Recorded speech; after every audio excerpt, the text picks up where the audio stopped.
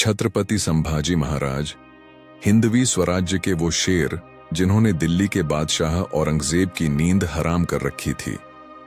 जब संभाजी महाराज संगमेश्वर में अपने कुछ सबसे भरोसेमंद साथियों के साथ रुके हुए थे, वो अपने एक महत्वपूर्ण दरबारी की शिकायत पर सुनवाई के लिए वहां पहुंचे थे और वो इस बात से अनजान थे कि नियति उनके लिए बुरा जाल बुन रही थी।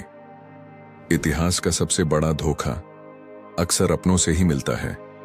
संभाजी महाराज के अपने ही एक रिश्तेदार साले कनौजी शिर्के ने जागीर के लालच में अपनी आत्मा का सौदा कर लिया था। उसी ने मुगल सेनापति मुकर्रब खान को वो गुप्त रास्ता दिखाया जो सीधा संगमेश्वर तक जाता था। जब संभाजी महाराज अपने साथियों के साथ आराम कर रहे थे, तब तक मौत का साया उन्हें चारों तरफ से घेर चुका था।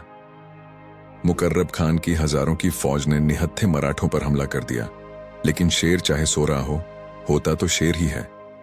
छत्रपति संभाजी महाराज और उनके परम मित्र कवि कलश बिजली की तरह टूटे। अपनी तलवार से उन्होंने दुश्मनों के परखच्चे उड़ा दिए।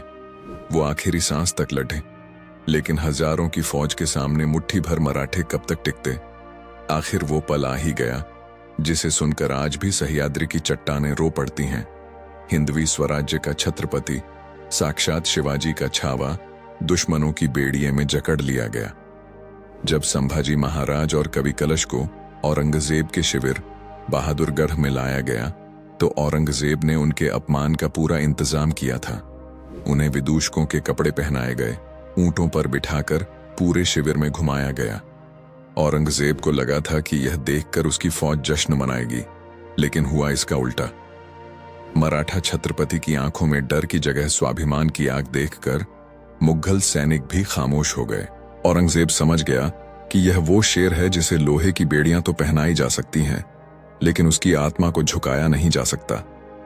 जब छत्रपति संभाजी महाराज को औरंगजेब के सामने पेश किया गया, तो उस बादशाह की आंखें घमंड और नफरत से जल रही थीं। उसने सोचा था कि आज यह पहाड़ी शेर उसके सामने गिड़गिड़ाएगा, रहम की भीख मांगेगा। और तब औरंगजेब ने संभाजी महाराज से वो 3 सवाल पूछे जो इतिहास में हमेशा के लिए दर्ज हो गए। पहला सवाल पूछते हुए औरंगजेब ने कहा, संभा, हम तुम्हारी बहादुरी की दाद देते हैं। हमें बस इतना बता दो कि बोल मेरे परिवार और आर्मी से कौन कौन तुम्हारा साथ दिया और हम तुम्हारी सजा कम कर देंगे। यह सुनकर संभाजी महाराज की आंखों में नफरत और बढ़ गई। उन्होंने कहा, औरंगजेब, मैं यहां तेरे दरबार में अपने साथियों की गद्दारी करने नहीं आया हूं। जो मेरे साथ हैं वो मेरे हैं, और जो तेरे साथ हैं वो तेरे। औरंगजेब ने अपना गुस्सा काबू में किया। फिर उसने अपना दूसरा सवाल पूछा।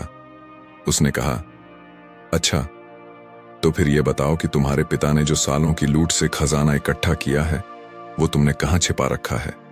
हमें मराठों का पूरा खजाना सौंप दो। इस बार संभाजी महाराज ठहाका लगाकर हंसे। उनकी हंसी से पूरा दरबार कांप गया। उन्होंने जवाब दिया, वो खजाना मेरे हिंदवी स्वराज्य की अमानत है, मेरी प्रजा का है। तुझे उसका पता बताकर मैं अपनी मिट्टी से गद्दारी नहीं कर सकता। अब औरंगजेब अपने असली मकसद पर आया। उसने अपनी आखिरी और सबसे बड़ी शर्त रखी। उसने कहा, संभा, हम तुम्हें माफ करने को तैयार हैं। तुम्हारी जान बख्श दी जाएगी, बस तुम हमारी 3 शर्तें मान लो। पहली, तुम अपना हिंदू धर्म छोड़कर इस्लाम कबूल कर लो। दूसरी, अपना पूरा साम्राज्य हमें सौंप दो। और तीसरी, हमारी बेटी का निकाह कबूल कर लो। हम तुम्हें एक बड़ी मुगल जागीर का सरदार बना देंगे। यह सुनकर छत्रपति संभाजी महाराज की आंखों से अंगारे बरसने लगे। उन्होंने औरंगजेब की आंखों में आंखें डालकर वो ऐतिहासिक जवाब दिया, जिसे सुनकर आज भी हर भारतवासी का सीना गर्व से चौड़ा हो जाता है। उन्होंने कहा, बादशाह, मैं छत्रपति शिवाजी का पुत्र एक दिन और ज्यादा जीने के लिए अपना धर्म, अपना स्वाभिमान और अपना स्वराज्य तुझ जैसे जालिम के कदमों में नहीं रख सकता। जिस दिन मैं ऐसा करूंगा उसी दिन मर जाऊंगा। तेरी बेटी तो क्या, अगर तू अपनी पूरी सल्तनत भी मेरे कदमों में रख दे, तब भी मैं अपना धर्म नहीं छोड़ूंगा। संभाजी महाराज का यह जवाब सुनकर औरंगजेब पागल हो गया। उसका अहंकार चकनाचूर हो गया। जिस शेर को वो झुकाना चाहता था, वो उसके मुंह पर दहाड़ रहा था। और तब उस जालिम बादशाह ने हुक्म दिया, एक ऐसा हुक्म जिसे सुनकर शैतान की रूह भी कांप जाए। औरंगजेब चिल्लाया, इस काफिर को वो यातनाएं दो जो आज तक किसी को न दी गई हों। इसके शरीर का हर टुकड़ा दर्द से चीखना चाहिए। और फिर शुरू हुआ इतिहास का वो काला अध्याय, वो 40 दिन। हर रोज संभाजी महाराज और कवि कलश को असहनीय यातनाएं दी जाती। उनकी पीठ पर कोड्ढे बरसाए जाते और फिर उन जख्मों पर नमक और मिर्च रगड़ी जाती। उनकी आंखों में गर्म लोहे की सलाखें घुसा दी गईं। चाकुओं से उनके शरीर का मांस नोचकर फेंका जाता। उन्हें खाने के लिए कच्चा मांस और पीने के लिए गंदा पानी दिया जाता। उनके बाल नोच लिए गए। हर रोज औरंगजेब उनके पास आता और पूछता, मान जाओ संभा, अब भी वक्त है, मान जाओ। और हर रोज, हर एक यातना के बाद छत्रपति संभाजी महाराज के मुंह से सिर्फ 3 ही शब्द निकलते थे, जय भवानी, हर हर महादेव। उनकी जबान काट दी गई ताकि वो अपने भगवान का नाम ना ले सकें, लेकिन उनकी आंखों की आग वो कभी नहीं बुझा सका। 40 दिनों की हैवानियत के बाद जब औरंगजेब को यकीन हो गया कि वो इस शेर की आत्मा को कभी नहीं झुका सकता, तो वो थक गया, वो हार गया। उसने अपने सेनापतियों से कहा, मैं थक गया हूं, हार गया हूं, इसे खत्म कर दो, इसके शरीर के टुकड़े करके नदी में फेंक दो ताकि इसका कोई निशान भी बाकी न रहे। तुलापुर की उस पावन धरती पर हिंदवी स्वराज्य के दूसरे छत्रपति ने अपने धर्म और देश के लिए अपने प्राणों की आहुति दे दी।